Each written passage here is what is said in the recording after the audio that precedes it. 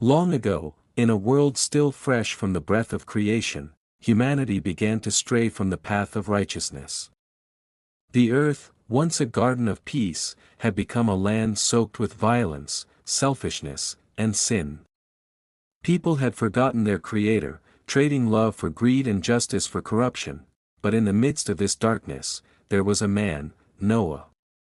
A quiet man. A faithful man. A man who still walked with God when no one else would. While others mocked the idea of holiness, Noah built his life around it. He was a husband, a father, and above all, a servant of the Lord. One day, as the sun hung high and the skies looked calm, God spoke to Noah. Not with thunder, but with clarity and warning. Noah, the world has filled itself with evil. I am going to cleanse the earth with a flood, a great flood that will cover every mountain and valley. But you have found favor in my eyes. Build an ark, for I will save you, your family, and two of every kind of creature that walks, crawls, or flies. Noah did not argue. He did not doubt. While others lived as if tomorrow would never change, Noah began to build. He gathered wood, gopher wood, just as God instructed, and began constructing a massive vessel, 3 stories high, with rooms and compartments, and a door on its side. It was not a boat built for beauty or speed, but for obedience and survival. As he worked, people laughed. Children pointed. Elders scoffed.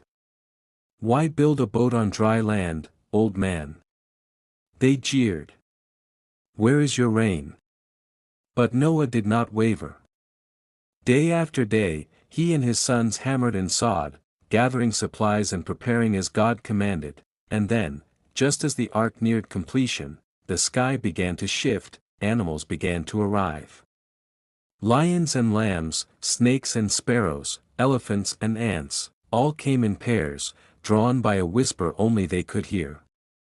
The people in the city watched in silence, no longer mocking but puzzled, as the ark's door stood open and the world's creatures marched inside. Noah, his wife, his sons, Shem, Ham, and Japheth, and their wives followed the animals into the ark. Then the door, so wide and welcoming, was shut by the hand of God himself. The skies grew dark, thunder rolled like drums in heaven's court. Lightning cracked the sky like a whip. Then came the rain, not drops, but torrents, pouring from above. The fountains of the deep burst open. Rivers overflowed. Mountains vanished beneath waves. Cities disappeared in silence. For 40 days and 40 nights, the rain fell. The ark rose, lifted by waters of judgment but steadied by the hand of grace. Inside, Noah and his family prayed. They fed the animals, worshipped, and waited. Outside, the world was washed clean, and then, one day, the rain stopped. The skies cleared. The sun peeked through the clouds, reflecting on endless waters, but Noah waited. Days turned to weeks. He sent out a raven, and then a dove. The dove returned, first with nothing, then with an olive branch, and finally, not at all. God spoke again. Noah, come out. You and your family and the animals. Step onto the earth I have made new. As Noah stepped out onto dry ground, he built an altar.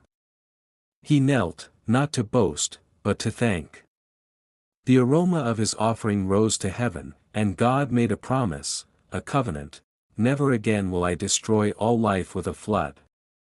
As long as the earth endures, seedtime and harvest, summer and winter, day and night will never cease. And as a sign of his promise, God stretched a rainbow across the sky, colors dancing in the sunlight, declaring mercy after wrath. Moral of the story: Noah's story is not just about a flood, it's about faith in action. While the world mocked, Noah obeyed. When storms came, his obedience became his shelter. In a time when everyone did what was right in their own eyes, Noah did what was right in God's. It teaches us that obedience might look foolish to others, but it builds the foundation for miracles.